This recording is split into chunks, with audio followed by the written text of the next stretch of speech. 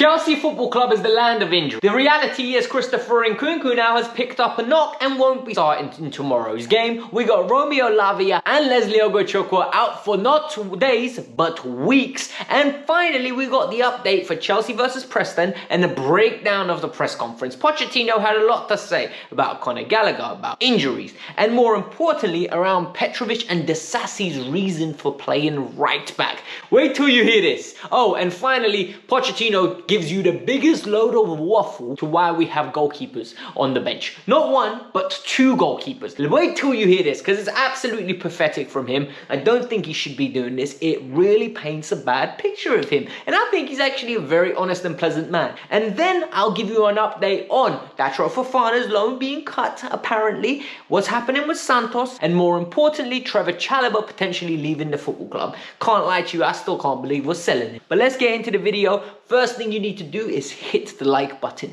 Recently we're stuck around a 650 mark, so you know what, let's aim for 700 likes. If you hit the like button in the comments below, give me number 1 if you're 1, 15 if you're 15, 55 if you're 55, not very complicated. Then subscribe to the channel because we are so close to 32, we're like 10 people away. Let's get to 32,000 and the real goal is 50,000 by the end of the year. So start subscribing and let's get into the news. Mauricio Pochettino sitting over there looking like he was a little bit of Christmas weight. Man has been having a lot of barbecue. You know them ones, he's been eating a lot of food. Turkey, lamb, pork, beef, everything on his plate. He gets enough money to be making sure he has a variety of food on Christmas time. Don't worry, all of us are carrying that little bit of fluff after Christmas. But the reality is he's talking about injuries. He's making them run, evidently, because we've got more injuries. I need to understand what this gentleman does to them in training, because I don't know whether they are footballers or army military men.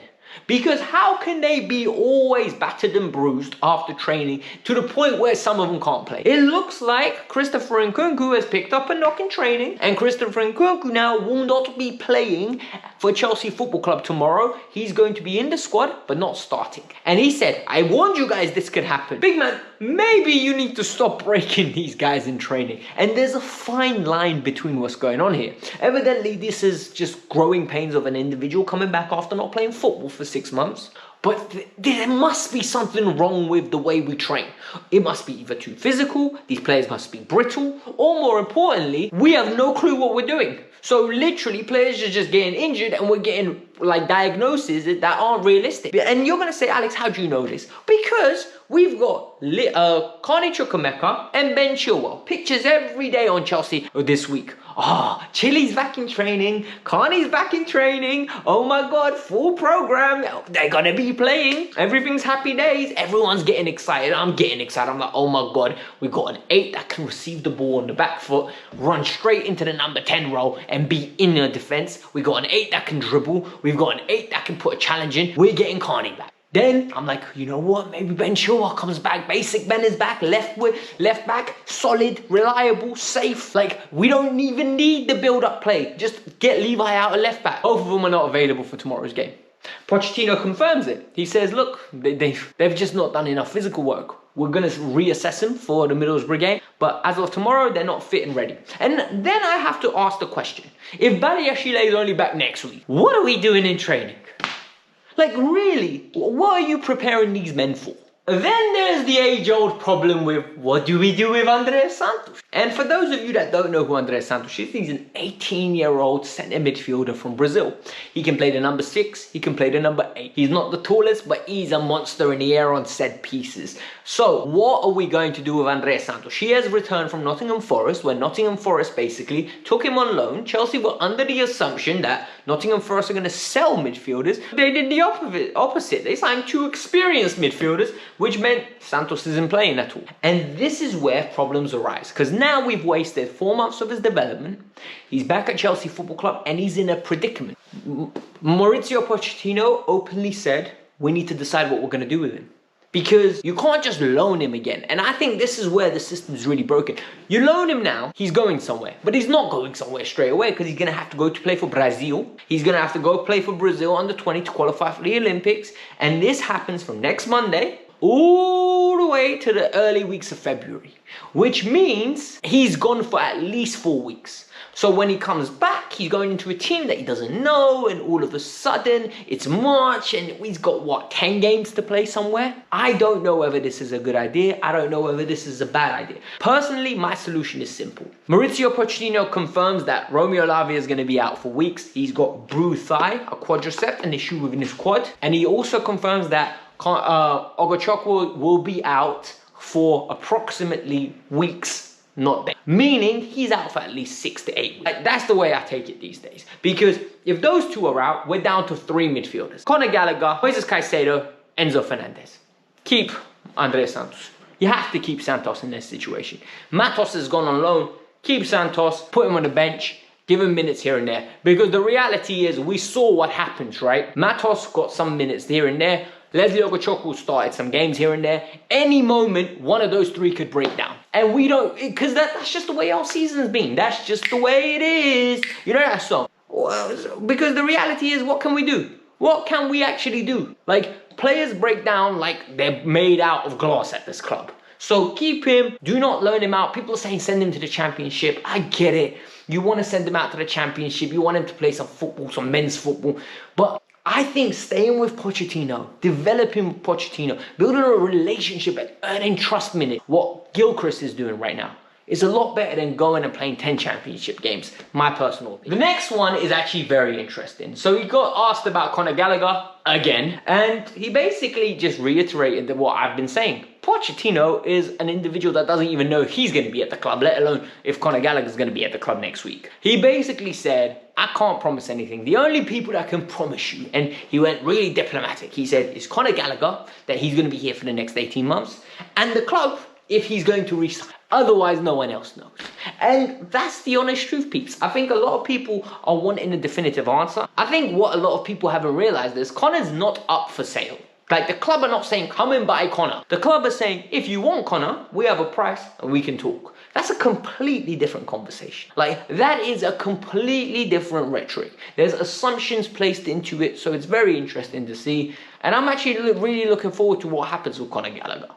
There's some lovely news as well regarding the one and only Petr. Petrovic is an interesting goalkeeper that we signed from the MLS, and to say that he's been very impressive is not an understatement. Like, I think for what he's done, for the level that he's jumped, Petrovic has been absolutely amazing. He comes in, safe pair of hands, comes for crosses, good shot stopper, decent with his feet, doesn't do anything stupid, and Pochettino gives him that praise. Pochettino literally said, it's a big jump from MLS to the Premier League, and you have not disappointed us. Well done. And he also added, doesn't have an ego change, didn't have an attitude change. No, I am Mr. Big Time now, I'm in the EPL. And I'm guessing this is something that he needs to say, because this might be happening. Remember, we have a young squad, and when you're young, you're immature. Right, you go from having no money to having abnormal amounts of money. You go from playing a club in MLS to a club at like Chelsea Football Club, top 10 club in the world, historically now, right? So the reality is, if you get a little bit of an ego, it's normal. We're humans. Like, this happens to anybody. So the fact that Poch is like insinuating this tells me a lot of character with Petrovic. He's a good man, and I love that. Then he spoke about Disasi. He said, I saw Disasi when I played for PSG, and he played right back. So I have to respect that. And this tells me he can do it. Yes, there's growing pains, but he can play right back. He kept Kylian Mbappe quiet. And it made me laugh because it just tells me everything I need to know of Poch. Poch wants his right backs to defend in it. He does not care if his right backs can go forward. Poch is very Alex. Poch is very me. Like, he's very, I need my fullbacks to know how to defend. If they can defend, going forward is a bonus. But the reality is, you need to have a little bit of balance, man. You need to have players that are comfortable on the ball in the final third and are able to do the job. I just feel Disasi and Colwell look uncomfortable. I really do. And correct me if I'm wrong, by the way. Now I'm going to have to rant a little bit, okay? Because Pochettino said there won't be changes. And the reason he said there won't be changes, we have to respect the FA Cup. We will respect the FA Cup. And you know what? I respect you for saying that. Because this is Chelsea Football Club. We need to win. And more importantly, yes, the squad needs rotation. But the reality is, results are needed. We need to get 3 wins on a bounce. Because Lord knows we ain't had one of those in a while. Forgive me if I ask for 4 wins. But let's get the 3rd one first. What really annoyed me about this press conference, and it was the only thing, otherwise I thought it was a flawless podcast, like absolutely beautiful. He said he has to have two goalkeepers on the bench because he doesn't think it's good for the development of young players to end up not playing because they're on the bench and not get any minutes. They only should be on the bench if they're ready to contribute. Whilst I agree with the emphasis of what he's trying to say, I think that's a nonsense.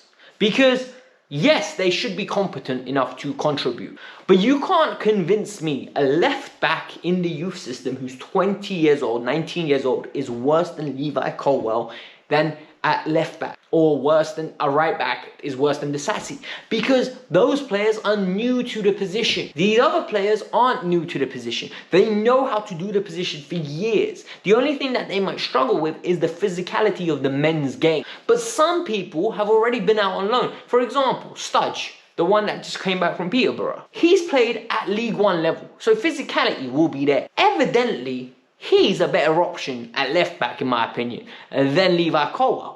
And if he's not, why is he at the club? Because if you don't have a pathway for these players to come through Cobham or train at Cobham and then come through to your first team, what are these players doing at the club?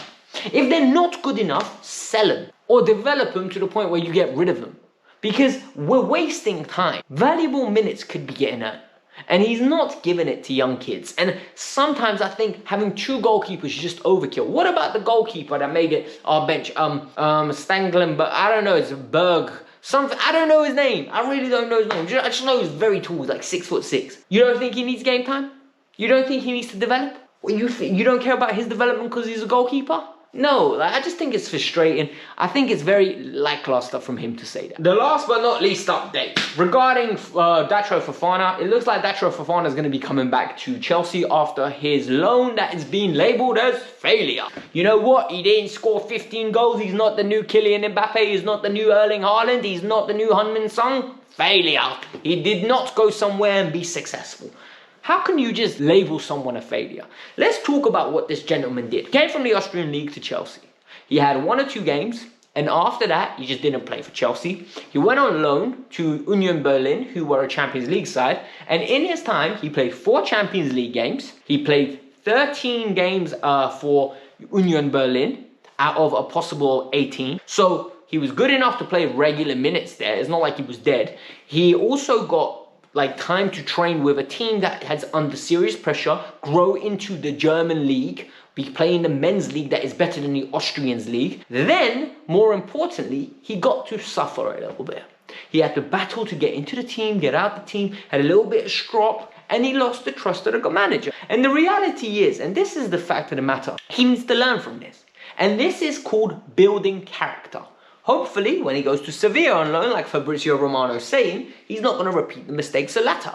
He will understand. You need to understand that there's an authority, the manager. You can't publicly disobey him the way he did when he got subbed, because you will not play. And this isn't labeling him a failure. I think this has been a good proactive loan. This has developed him as a man, as an individual, and as a footballer. This is what loans are meant to do. He's 20 or 19 years old, or he's very, very young. So we need to respect it. That's just my personal opinion. Furthermore, the next one, Trevor Chalobah is in contact with Bayern Munich again. It looks like Trevor Chalobah is going to potentially be moving to Bayern Munich if they pay the valuable money. I don't know whether this is his agent. I don't know whether this is Trevor Chalobah leaking this information. I don't know whether this is Bayern Munich. But this link isn't going away. Would I want him to go there as an individual? 100%. I really like Trevor. I think Trevor can play in a back 3. He can play right wing back if needed. He can play CM. He can play centre back in any one of the 3. He's a very good, competent player. He's been unlucky with injuries, and more importantly, he's been unlucky with managers not trusting him. I don't know whether he can play in a back 2, but it is what it is, man. I really wish him all the best if he leaves, but I think this deal's got a lot of legs to it, and I think he's going to be going in the summer personally. But this has been a very long video. This has been an insightful video if you made it this far. Like I said, can we aim for 750 likes on this video? So drop the like button now. Subscribe to the channel. Let me know your thoughts. Peace out. I'm out. Have a lovely evening. See you for the match review tomorrow. Adios, amigos.